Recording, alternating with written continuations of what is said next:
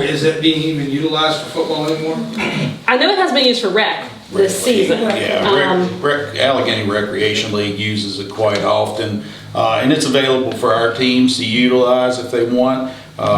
We have some student activity buses that don't require CDLs, and oftentimes the coaches take their teams, depending on, and I'm not just speaking about football, but other sports as well, take their teams to the other sites with those, and they schedule with us when to use those buses for that. You know, they're we affectionately have nicknamed them marshmallows because they're white activity vans, but they utilize those quite often in the community to get from space to space. So is the middle school and high school both playing football at Covington now? Yes. For the games. The varsity. For the games. And JV games. Yeah. For the games. So what about the middle school? So the middle school, you're talking about Covington Middle School or the I guess it'd be former? Covington Middle School. Yeah, They're playing on Casey Field. It's getting a lot of use. So everything is at Covington? Football. All the Football's at Covington now? Yeah. Okay. And that it's getting a lot of use this season because. Well, I'm sure it is. Alan's loving it. Well, and that one field, you know, it's not that the field in the center of the track can't be utilized for practice or something of that nature. Field, no. But both of them, yes. But you know, of course, the one in the center of the Alleghany track is just not accessible right now because of the work on the track. So we have that piece as well. But yes, it's correct. Football is played on Casey. We just could be using the other field for some practice activities that we can't use it for right now. So those of us on the east end of the county still have to go to the west end to see a football game now. Yeah, Regardless of who it is. And that's I can't remember which iteration of the agreement that gets put into, but that's one of those things from 2020 as well. It was just part of the interesting piece of the facilities. The field is in really good shape. I'm definitely not an expert on football, and I'm definitely not an expert on turf. But Casey Field is an awesome shape. Has always done a great job up there. Yeah, it's an awesome shape. I just know, you know, those of us that live in the county that had kids that went there or whatever, don't always like to try to travel to Covington to see all the football games. Yeah. I mean, it used to be separated, now it's all played under one field. I understand that, but I think we could have had a central location for that. There's a KFC there. There is a KFC there. But I'm just, you know, just questions that didn't have the answers to, so. Yeah, well, those are actually common questions, so glad you brought them up. And it is interesting, it's interesting even for the two of us, like really realizing how much bigger we are as an organization now. Geographically, right? We both feel like we've grown, certainly by staff and students. So there's just, you know, there's a lot of transition with that. Yeah.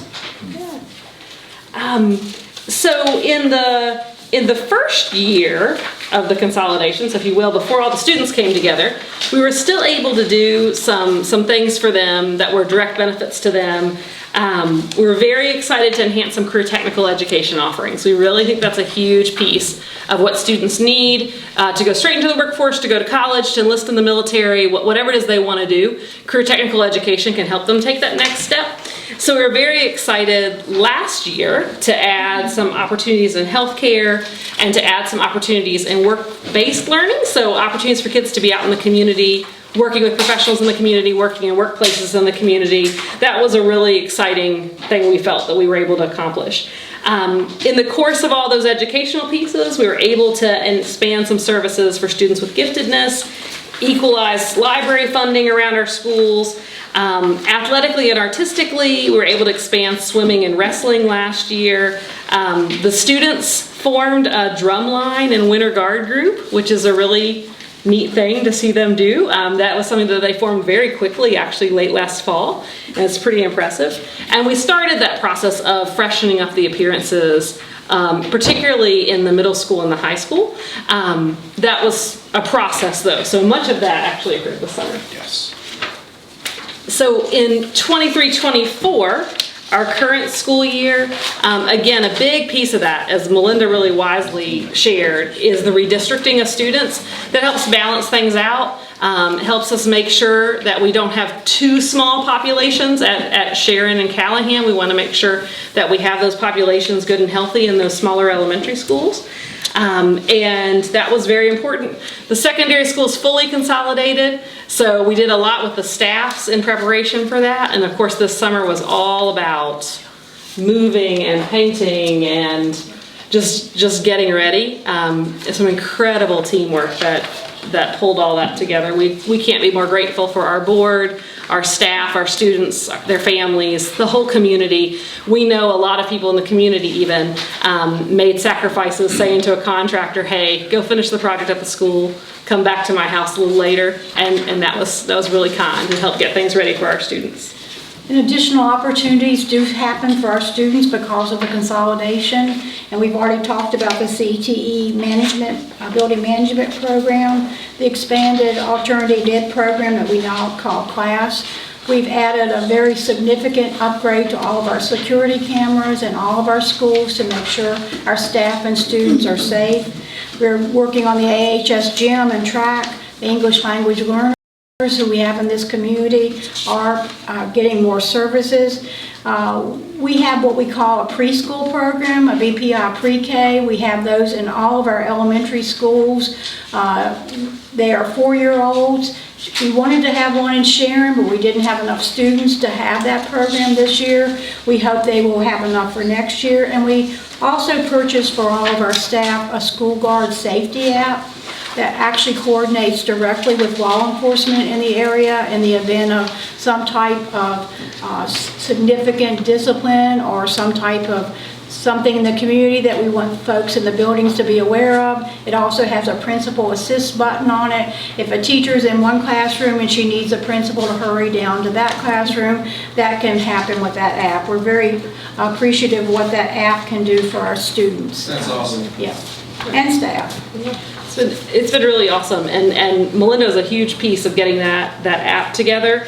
And she also went over one of the things that's just really important to note. When we put the preschools into the elementary schools a little bit differently, this is a really good example of how we're evaluating different things from the Covington system, the Alleghany system, and new ideas we might have. So everything we go to do, we take a look at it and we decide, okay, was one system doing this really, really well? Do we need to use their model, or do we need to form something totally different? And that's something that our team has responded really well to a lot of changes, but it just goes to show you how the different things or different pieces are coming together. It's pretty cool. And that we've had a lot of staff achievements and student achievements already. We've had 6 students that graduated this spring from Jackson River Governor School. I've talked about the athletic accolades in cross country and baseball that happened last spring. There have been many individual student accomplishments. I don't know if any of you saw the Heifer Scholarship for a young lady named Shanna Atkins, who got some statewide recognition for enrolling in this program. Mr. Gleason here has been recognized by a national organization for a Black History Month presentation that he put together and presented. Our school board members and the 2 of us presented at the Virginia School Board Association's conference in November. We didn't know if we'd have anyone to attend for a little tiny community, but the room was packed. People heard what we were doing. And John Littleton, a member of our board, was appointed to serve on the statewide Special Education Advisory Committee. Quite an honor for this small community. And then some other things, if you keep looking, Jeter Watson Elementary School has been featured in the Virginia School Board Association showcase for what they've done for reading. Callahan Elementary School, one of our smaller schools, has wonderful student attendance and has made progress that we're very proud of. Mountain View Elementary School improved their SOL scores, which are important for all of us in education and for your students. And Sharon Elementary and Jeter Watson were in a top 10 group of the state that made significant achievement across the divisions that measures. And we also were awarded a recruitment and retention grant. We still need teachers. We're always looking for teachers, just like we're looking for bus drivers and custodians. So we did receive a reward that we give to our students, not our students, our staff, about if they sign on with us and stay with us, a retention grant. So we have some good things that we'd like to end our meeting with. We have a wonderful Facebook page if you're a Facebook fan, and you don't have to even belong to Facebook to see what Mr. Gleason has put together. It's all kinds of positive daily things about what's happening in the school division.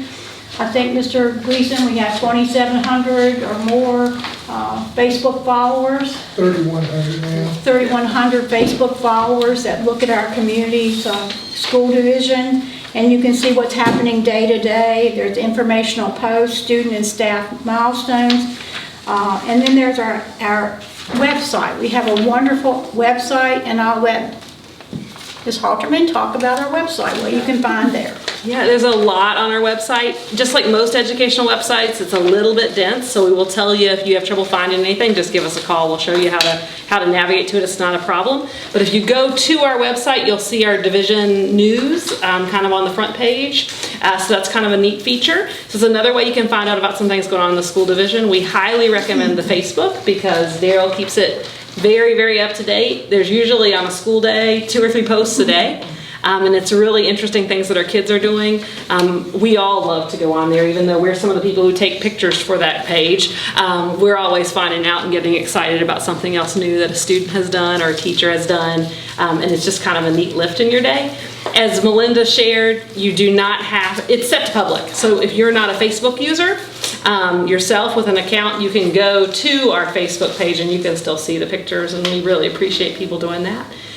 It is a nice way we've been able to celebrate a lot of neat things, and two of the things that have recently been celebrated are some pretty significant honors for some of your friends in local government.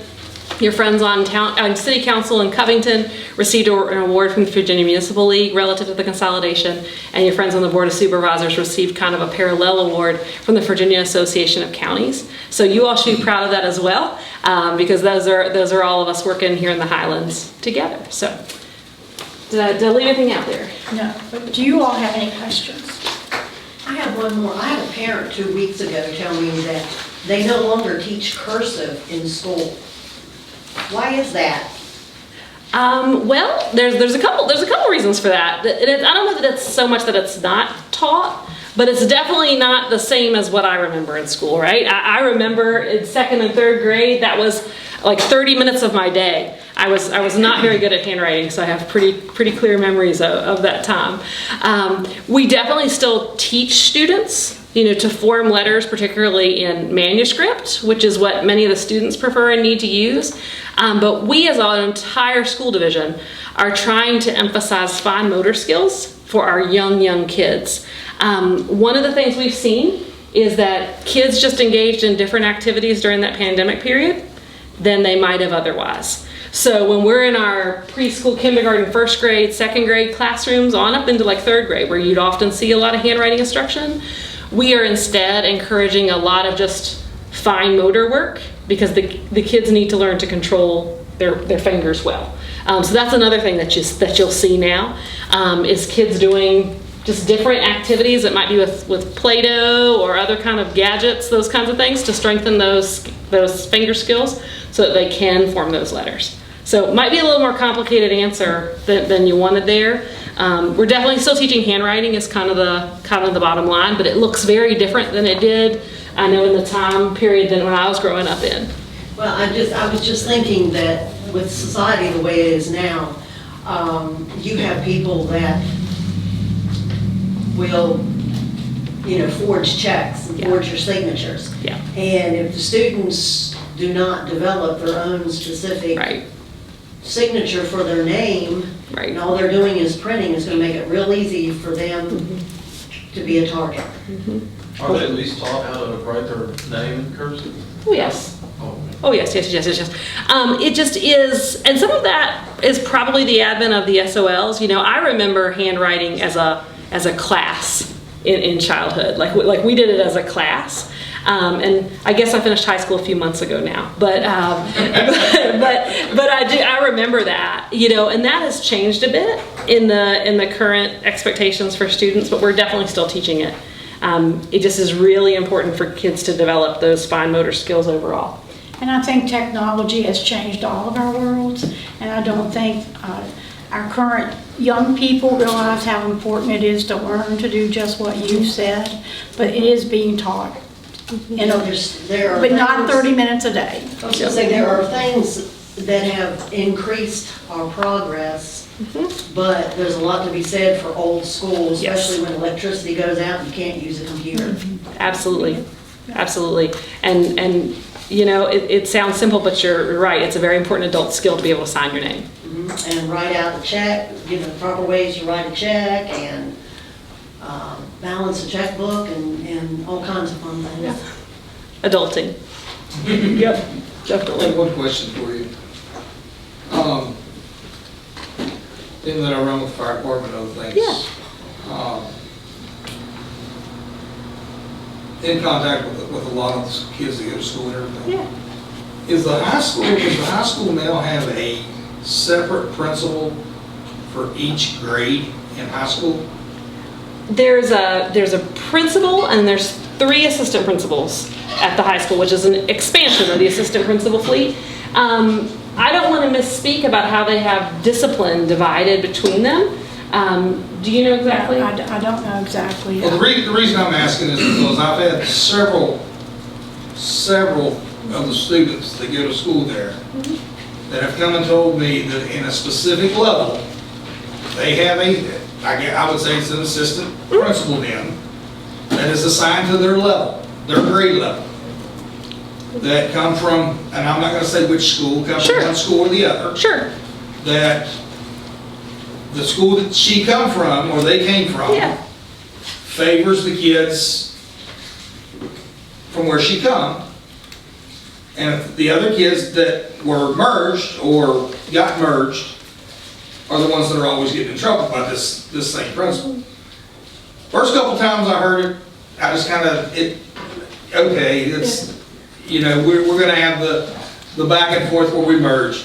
But then I've heard it, you know, it continues on and on. And they say that the way they're broken up is one person has, for each grade level, that there is one person that takes care of that grade level. Yeah, and I don't want to misspeak because I don't know that either one of us knows exactly how they have decided to set out the discipline, which is fine. That's actually probably really good. Jimmy left. There we go. All right. That's actually probably really good because of our unique role in discipline, because we don't get involved in discipline until discipline is pretty high level. But it's pretty common practice in high schools around the state to have like a grade level of students reporting to one administrator or the other for discipline. Lets them get to know each other better. You know, I know sometimes perceptions are always interesting to work with. That's certainly true in all of our jobs. I get that. But they do some work to kind of coordinate that so that they're on the same page and administering some similar consequences across those individuals. And then Fred Vaughn in our office does personnel, but he also does a supervision of discipline as part of the student services piece that he does. And he actually sees the incoming discipline to try to make sure it's consistent. We haven't heard any concerns of that nature, but we can certainly carry your feedback back. Well, thank you all for all your support and all your good questions. We appreciate it. Thank you. It's good to see you. It's nice to meet Anybody you. else on council?